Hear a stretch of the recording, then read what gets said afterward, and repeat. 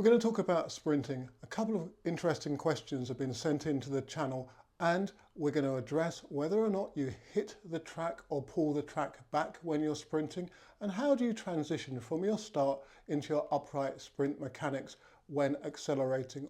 Okay, the first question from Diog123, and it's about whether or not you should hit the track or pull the track when you're sprinting. A number of people have already replied and they've said hit, and they are right. Basically, you've got to create a lot of momentum from the heel recovery through the thigh, into the foot, into the track to hit the ground really hard in order to create what's called hammer blow and produce the propulsive forward forces. Basically, you'd not have enough time and it would be dangerous for your hamstrings to try to actually claw the track back as a conscious effort. That foot should be coming back towards the track surface naturally through great sprint mechanics. So you're relying on the heel recovery to transfer the speed of the thigh, the angular velocity, through the foot, the lower leg, and into the track surface to create that speed so that you are running over your feet. If you're a regular channel viewer, you'll know that we do lots of drills to facilitate great sprint mechanics, and key are cycling drills where we focus on the heel recovery. So there's low cycles, high cycles, low and high ellipticals, for example, and the elliptical ones are probably the most beneficial in that they are teaching you to recover the foot and get it to pass close to or above the knee to forward of the hip to then come back down into the track surface. Everything else being equal, your hips are the key muscle group for improved sprinting. Therefore, you've got to power up this region front and rear side in order to get maximum transference of speed into the track. One final point on this particular question, you're looking to contact the track slightly in front of your center of mass with the foot, and that will take your momentum quicker over into the next subsequent step. Do take a look at the sprint drills playlist in order to see the various drills that we use, and there are lots and lots of combinations, all of which when put together will improve your sprint form. At this point, I just wanted to talk about the importance of elasticity and why it's crucial for sprinting.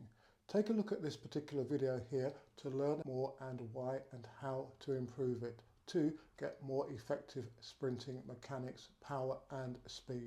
Okay, the next question comes from Jerry X2000, and he asks, is the right method to tell the athlete to lift his knees higher after the acceleration phase? If not, how do we acquire the high knee lift drive naturally? Psoas strength or glute and adductors? In a way, this question follows on from the previous one, and the answer relies upon what you do with your hips in terms of lifting the heel. So when you accelerate, you've got to gradually lift the heel higher and higher and higher to get the full knee lift, perpendicular knee lift for max sprint mechanics. That has to be a gradual process. So you are reliant on all the muscles that are being pointed out. The psoas, for example, is key in terms of being able to lift the thighs. However, you want the thighs to move forwards and not just up. So that's why we need to engage the glutes and hamstrings in terms of the heel recovery to then pick the heel up and then move it via the psoas and the front side musculature in order to get that increased knee lift.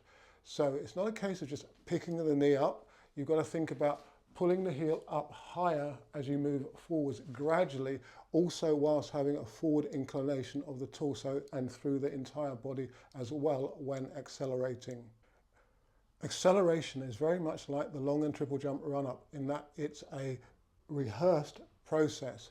You don't want to rush it. Yes, you do need to do it fast, but it needs to be done with control and with deliberateness. And that's why it needs to be practiced over and over again. Heel recovery is crucial, not letting the heels flick up and rotate too soon. They've got to come through more angularly so that they go diagonally without creating the rotation. If you rotate, then you're going to run down into the track and not go across it and forwards whilst you're accelerating. So it's very key to practice and practice and practice your acceleration, your heel recovery, your hip position, hip extension from the blocks and through acceleration the first 10 to 12 steps, and your arm swings as well in order to get the deliberateness needed to accelerate effectively. Do take a look at this particular video here in order to find out more about why the first couple of steps are crucial for the sprint start and how you can improve them. Speaking about speed, I've been putting the new Freelap FX Motion chip into action and testing it. This chip can detect stride length, stride frequency, number of strides and reaction time. And it's going to enable me to be much more precise with my coaching. Look out for a detailed video on the FX Motion chip coming soon. And if you do want to get your hands on one, do leave me a message. As usual, thanks for watching. Do like and subscribe, and I'll catch you in the next video.